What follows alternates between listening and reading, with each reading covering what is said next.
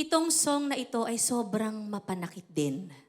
One-sided love story in the tradition ng mga Rosel Nava songs, kagaya ng Dahil Mahal na Mahal Kita, at Bakit Nga Ba Mahal Kita. Parang ganun yung theme ng kantang to na I'm sure magugustuhan din ng mga Gen Z na dumadaan sa mga ganyang klase ng pag-ibig ngayon. Yung biglang may nagbago at naiwan ka na lang ng mag-isang nagmamahal. This song is written and composed by yours truly and Mr. Jonathan Manalo. Bakit ba minamahal kita?